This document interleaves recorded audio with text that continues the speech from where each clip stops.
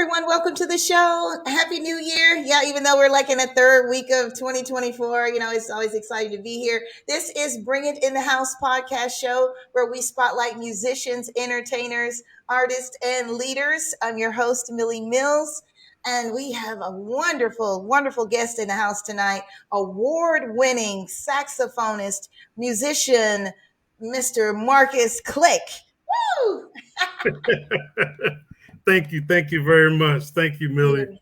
You're very, very Uh, welcome, Marcus. a Thank you pleasure. so Thank you for much. having me. Thanks for stopping by, man. I know you have a busy schedule, but you managed to come on in.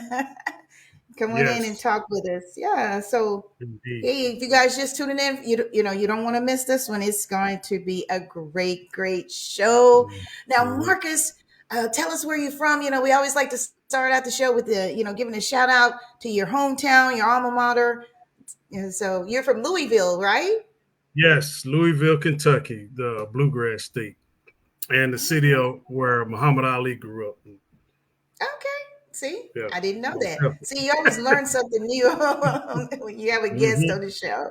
I didn't know that. Man, you have done so many things. I was looking over your bio and everything. Now early on, you were thinking about playing pro football, right? That's correct. Okay, so we got a picture here of you in your early days. Yeah, that's me in high school. Nothing but legs, right? What position did you play? I played wide receiver. Wide receiver. Yeah, I like Okay. to run and catch the ball. Wide receiver. Yeah. That was my main position. Yes.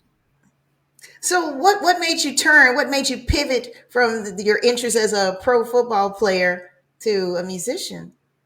Well, to make a long story short, most Hmm. kids growing up they aspire to be a pro athlete at some level. Uh, and although my family, our background is basketball. Oh, My father, the late Robert Graves, he's a legend in Louisville, my hometown, for hmm. high school basketball, and so he's in the Kentucky Athletic Hall of Fame. But I wanted to play football because I watched it probably more than basketball. And then, you know, I guess growing up, I was taller than everyone. But then I guess later on in high school, I stopped growing and everybody passed me up. So, and then they were saying in power run, oh, you can't do this. You're too small. Da, da, da. Actually, that just fueled me. So yeah, I was, hey, you tell me I can't do something, I'm ready to prove you wrong. So, Yeah. uh, I like going against the odds, and so and I loved it. Yeah, I watched so many games and great players, and met some of them growing up, and but to pivot and go to music, well, music Mhm. actually was there. I would say before football. I started out in elementary school, and how that got started. Well, I give credit to my mom because she used to play music all the time around the house. You know, Yeah. uh, Grover Washington Jr. You name it. I mean, I can't remember all the some of the people she used to play, but I remember Grover. And what influenced me really was, like I said, I started in grade school. I think about second, third grade, and I started in the woodwinds class for flute, but I didn't really want to play the flute. So I was watching this contestant on the Miss America pageant, and she was playing the saxophone. And Oh, then the fact that I like Grover's music, uh, yeah. Grover and David Sanborn and some others. Uh, I went back to a music class one day, and I was kind of shy, so I waited till everyone left the classroom, and I asked Hmm. the teacher, "Is it possible I could change instruments?" He said, "Well, what is it?" So he gave me a piece of chalk, no Hmm. dry erase, so it was chalk. So back there, date myself. So I drew what I thought was an alto, and he figured it out. He said, "Oh yeah, the alto." And so I said, "Yeah, that's it." And because I couldn't remember the name, I thought saw it on TV, and so the rest is history. I started out, changed instruments. Thankfully, my mother hadn't purchased the flute yet, Yeah, and that's so good. yeah, so I got the alto, um, and just went through elementary school band, did concerts and that type of thing. I played through middle school. Uh, I really enjoyed it, but and actually, I became in middle school. I was second chair alto, so I was advancing up. Yeah. But I got into football around that time too, and I started playing, Pop Warner and that type of stuff, and went on to high school. But then put the saxophone down. Years later, came around, joined the Navy, got turned on to jazz when I was in the Navy, early in the Navy, and the older gentleman turned me on to some smooth jazz. I didn't know Okay. what smooth jazz was. I mean, I just heard guys playing the horn, Mhm. but that was like a 3 year period. I was stationed in Japan on the USS Midway, and I got Mhm. turned on after actually, yeah, there it is. Oh gosh, I was about 18 years old on that Yeah, picture. very handsome. Very Thank you. handsome. It's nice. Mhm. So I was And about you eight, did, huh? I didn't mean to interrupt, but you did what, about 13 years in the military? I did 11 active duty and 2 reserves. So yeah, about 13 years. And that's another story. I just felt like it was time to thank you. I just felt Mhm. like it was time to move on to something else. I didn't want to go overseas and travel away from home, away from family, and go to Yeah. war, and you just never know if you're gonna make it back. And I just didn't. I got tired of having those kind of thoughts, and because I experienced things out at sea, which is another thing, another story, which were tragic and sad, and stuff that even made the headlines. I think back before I came home in '90, I think our ship had an explosion on it, and claiming some lives, and yeah, so that was devastating, and thankfully I was about to leave at that time, but Mhm. from the Navy, I got turned on to jazz. A lot has happened during this time period. Older Mhm. gentleman turned me on to some Spyro Gyra, Najee, you name it, Yellow Jackets, uh, Gerald Albright, and etc. And then when I left Japan, I got back to the States, and I asked my twin brother, Mark, at the Uh-huh. time, he was in the Navy. We were stationed in Pensacola together, and he went back to Kentucky, our hometown, Louisville. And I said, bring my saxophone back. So my mom still had my alto from grade school. It's here with me now. I don't really play it, but sometimes I might mess around on it. And so, Oh. yeah, so he brought it back to Florida, uh, and I picked it up. I was rusty. I was rusty, and but I was turned on to jazz. I was intrigued. So what I did was I started taking lessons again in music Okay. classes, and so to kind of get it back, and Yes.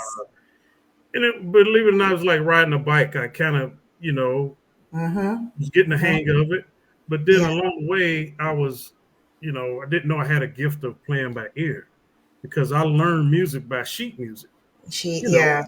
In and so school. right, Mm-hmm. so uh, so I began to do small functions for free. Yeah. I played at fashion shows. I did church events. Mm-hmm. Maybe a Mm-hmm. solo or so, a song at an outreach or what have you. And then I was getting better, but I wasn't still at the professional level sounding, musician. So Mm-hmm. start meeting a lot of people in the music industry, other artists, and I would go to concerts and study the saxophonists, and Mm-hmm. so that really kind of really piqued my interest in even more. And then when people started telling me I should get serious, I was like, serious? What do you mean? Mm-hmm. That's that confirmation that you Yeah, yeah. good. You need to So go forward. yeah, I was put on spot in church to do solos and like nervous as I don't know what. And gosh, and that's really how I got to start playing on a regular basis in church. So from that, I started doing more functions and getting invited to events and whatnot. So then years later, fast forward, I started. I think it was around 2006 or seven or eight or somewhere around there, early 2000s. I met a guy named Joseph Urio.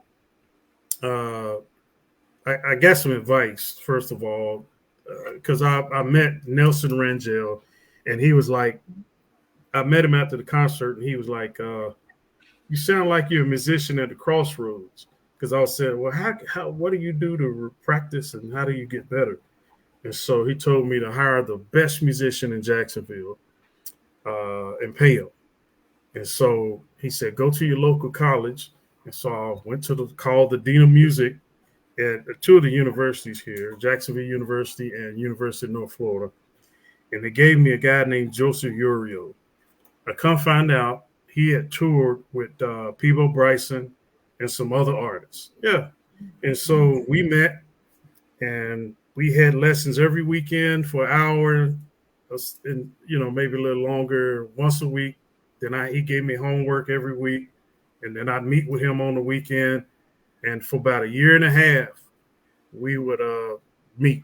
Either he come to my house or I'll go where on the campus or wherever his place was, where he conducted lessons. Um, so from there, I had also met a gentleman named Mel Holder, uh, another saxophonist, uh, inspirational and smooth jazz artist. Mm-hmm. And I met him at my church where I was attending when everything started to happen. And he happened to be in town for a conference.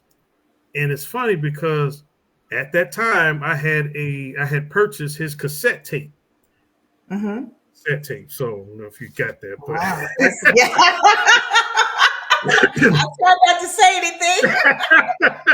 so yeah, so I purchased this tape, loved it. I said, I like this, and so ended up meeting him, and because the lady, uh, one of our musicians in the church band at the time, uh, told me, "You ought to come back. Mel Holder's going to be here in concert." I said, "Who? Mel Holder? You never heard of him?" I said, "Oh, okay." So I showed up that night and I saw him getting his saxophone together, ran up on the stage like it was Christmas or something. And I was so excited to meet him. He didn't know who I was.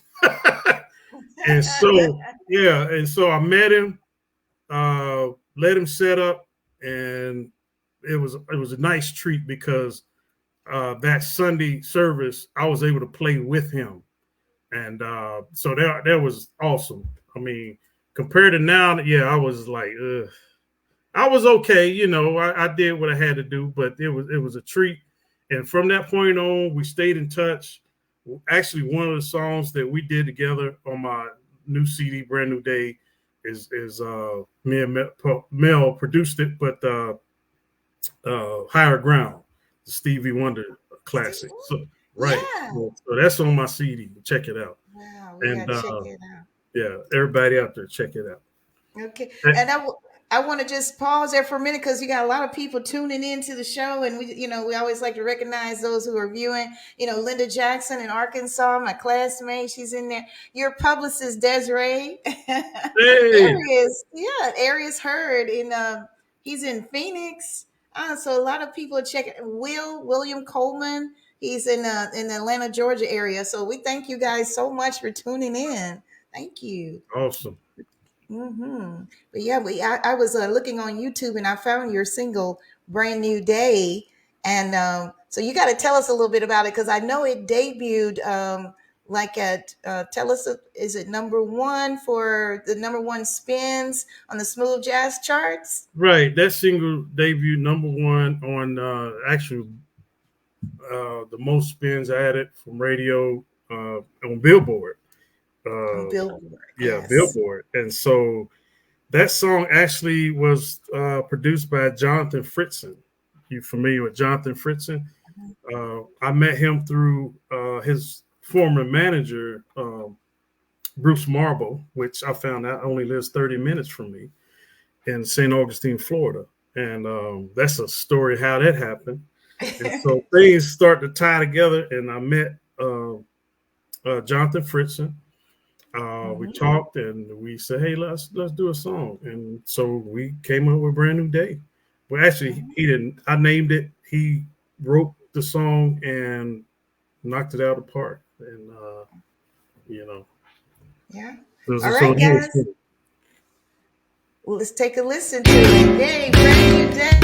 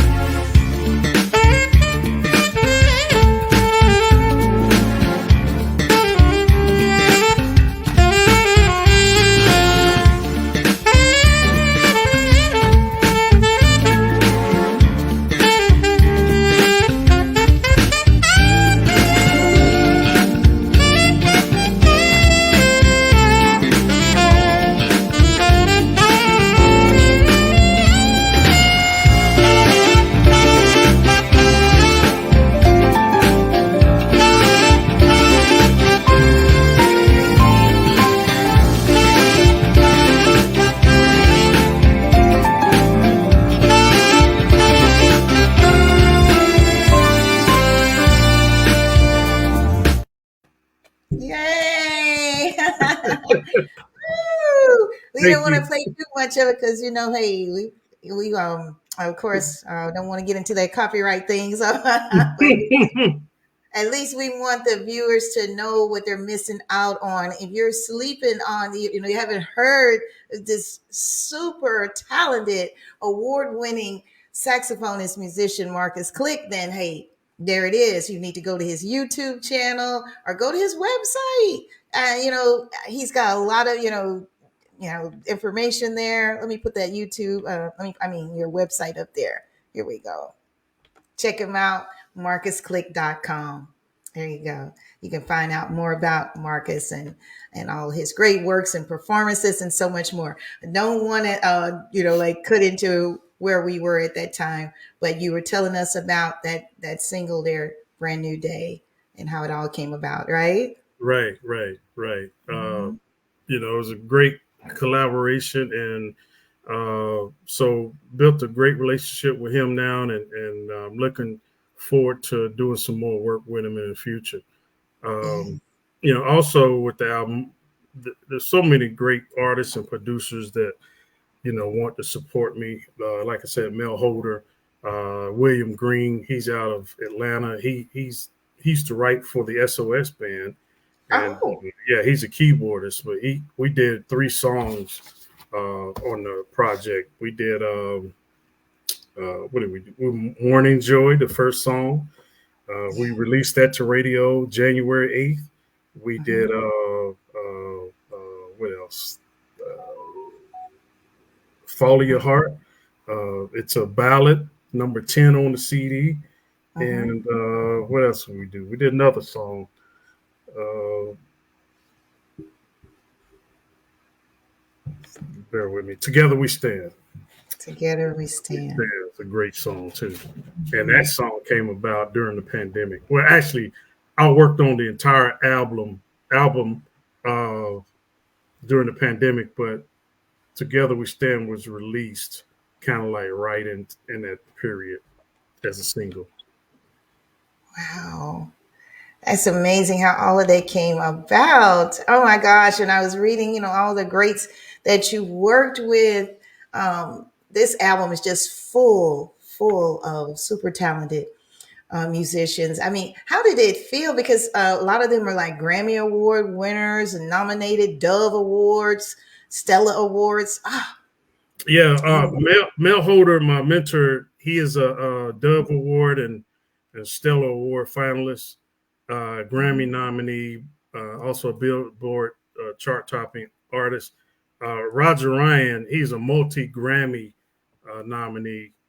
Actually, he just tells me just say multiple. I yeah. saw his Grammy nominations in the studio when we recorded on the inside. Check that out. He's out of Nashville, so I actually flew up to Nashville and we recorded that song in one night, or actually a day, I would say. And then next morning I was on back to Jacksonville. So the song turned out very nice. He has 8 Grammy nominations. 8. Yes, he's worked with some top artists. I You should have to see. Google and check him out. But yeah, 8. Well, that's going to be you pretty soon. That's going to be you pretty soon. hey, I feel like I'm close. So Yeah, so you're rubbing shoulders, and working with some, when you're in that type of company, you can't help but, those blessings, all that to spill over on you. So it's hey, coming. I received that, and just a Yeah. matter of time. I'm patient. I don't dwell on it. I just keep grinding and enjoy what I'm doing. That's it. And I believe everything else will fall in place. Hmm. Yeah, and that's good to hear you say enjoy, because a lot of times we want to get to the end before it's over, before we even begin. We're worried about getting all the big awards, and we forget to enjoy the process.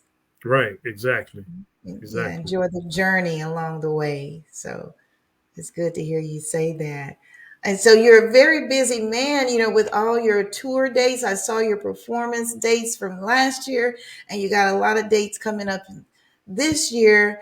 And, you have a beautiful family. So how do you juggle it all? Tell us the secret. Well, um, you know, my sons were the priority, and one thing I got to be realistic and also Oh, when they were much smaller, I was aspiring to really release my album, but I just took my time and asked God, I'll set that aside and take care of my boys, and yes, things yes. start to fall in place after that. And I would say that I needed to be ready.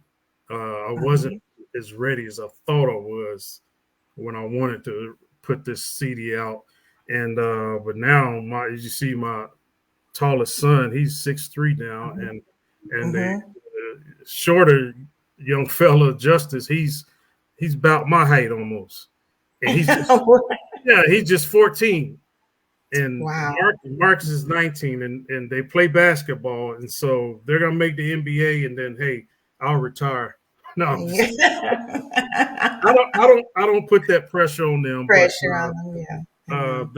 they're awesome young men, very smart and intelligent. They Mhm. get that from their dad. No, man. No, they make good grades in school and all, Mhm. and their mom is she was a ball player too. I played football and basketball and track, and their mom played basketball in college as well. So it runs in the family too In the on both sides. family. So Oh, uh, you know, but aside from that, you had mentioned one thing that also inspired me too was the fact that when I got the award, I won the AMG Instrumentalist of the Year award back in 2019. That's true. Right before, actually, was it before the pandemic? Yeah, before the Yeah, pandemic, right before the pandemic. and that motivated me too. And then the next year is when everything just went crazy. And so I said, well, I'm locked in the house. I might as Yeah. well get busy. Uh, Mm-hmm. and so actually, I'm thankful for that. And that, like I said, motivated me. I don't know if you can see it. Yeah, I see it. Look, there you go. There it is. Oh, congrats. Yep. That is the AMG Award. Right. Congratulations. Yeah. And that stands for Artist Music Guild Award, right? Right. Okay. All right. So we got Congrats, this. Now man. it's time for Grammys and such. Yes, Thank you. yes. And it's amazing how, well, to me it seems like your journey's been short, but it might seem longer to you because you're actually in it. But I mean, for you to, really in that short amount of time accomplish so much. Yeah. Yeah. I just believe, it was a divine appointment on how things have, destiny, how things have lined up, and how things have been fast forwarded. Um, I believe if our we're doing the right things, we have a good heart behind and good motives. I believe that's when our blessings really start to manifest. But if you're out there trying to do things the wrong way, it's not going to last. It's not going to be sustainable, and it's definitely not going to be something you want to remember or even talk about, because typically it's something that's going to end bad or wrong. So I'm just thankful that God has blessed me and has redeemed the time in areas that were really, destined for me to be a part of. But not only that, because it's my passion, you know. Yes. Yeah. Uh, and as much as I want to play pro sports, I'm kind of glad I didn't, because then I might have concussions and broken bones and everything. You never know. You But never but, know. but the music inspires people, especially the kids. Uh, Mm-hmm. and even the parents come up to me after shows and they talk about, hey, my kid is playing saxophone. What kind of pointers can you give me? Or if a kid is there with their parent, depending on the type of venue, I just try to encourage them and recommend they practice, practice, practice, listen, listen, listen, Yeah. because that's what was told to me and it works. But you got to Yes. put time in, even when you don't feel like it. Yeah. Because there's times when, way before I got serious, that people tell me you need to practice more. I picked the saxophone up for maybe 15, 20 minutes and thought I did something. Yeah. But I had to really put some time in, hours.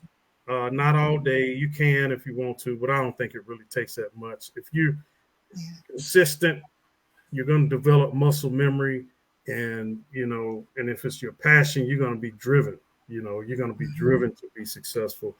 And it doesn't matter. It doesn't mean you're going to be a top recording artist. You're just going to get some type of benefit or satisfaction for yourself out of it. And Yeah. it used to be therapy for me. I used to play it and Mhm. felt good, and that was it. Yeah. But then I start playing out public, and that's when I start thinking Yeah. about it a little bit more. You And I start touching lives. You start right, touching right, lives. touching lives, and then I start meeting people like Najee, Hmm. and we become good friends over the years, and he's giving me Oh, pointers. I Uh, love him. yeah, Marion Meadows, Yeah. he's giving me pointers. We stay in touch often. Who else?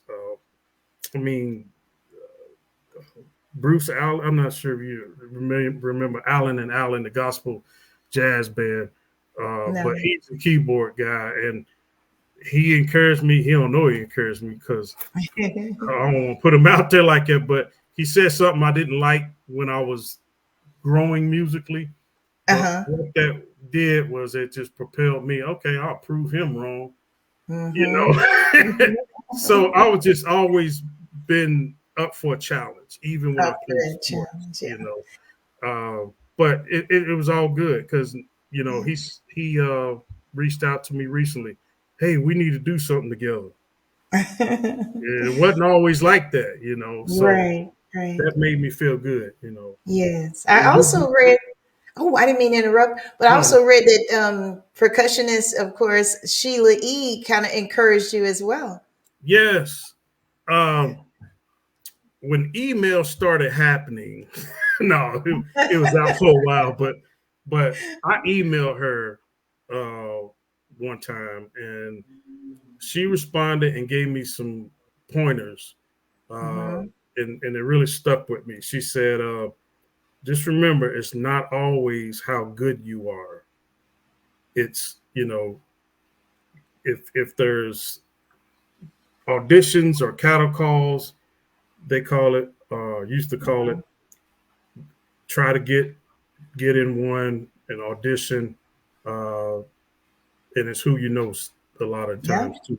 So that really Yeah. encouraged me, and so when I would go to concerts, like I said, I would check musicians out, and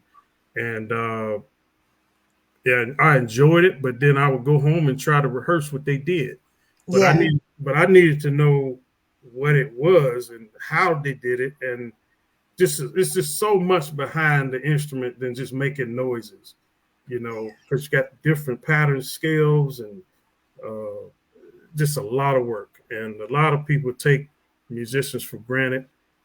They don't realize how much work is put into it and their craft, and yet some promoters don't want to pay. Uh, you know, but I think over time, if you really dedicate yourself, it'll pay off.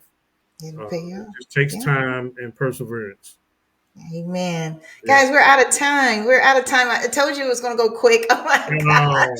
We got a lot to talk about. Yeah. We had a great time and we really appreciate everyone for tuning in. Thank you so much, Marcus. Any last words, any shout outs or anything you want to do before we go? I Uh, got to give you that. shout out to all the people who joined, supporting me. I appreciate your continued support. Uh, Spread the word. Brand new day. Brand new day. There's new stuff will be coming out soon. I won't say when, but this is still hot off the press. Just was released last May, and we're still promoting singles on radio. Uh, and my new calendar will be up on marcusclick.com. Mhm. I do have some upcoming dates. I'm going to be in Athens, Georgia, February 25th at Hotel Indigo. I'm doing two shows. The first show's at 6:30. The second one's at 7:45. Then I have a Florida tour coming up in Miami, March 8th, and Sarasota, Florida, March 10th. And we have some more dates coming out too soon that I cannot announce at the moment. But I'm going to be in Baltimore. Stay posted. I'm going to be in Kentucky. I'm going to be in Texas coming up. Uh, so stay tuned. I love you. God bless. And I Love you appreciate back. your support. And you need to follow me on Spotify.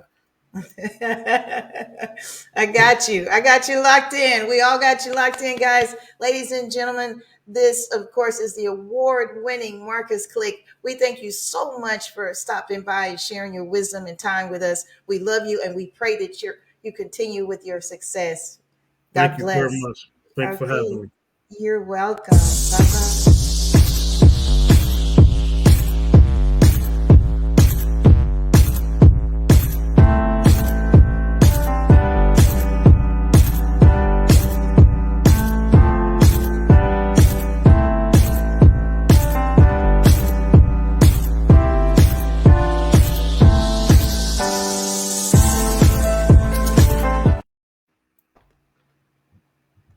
Yay. I know where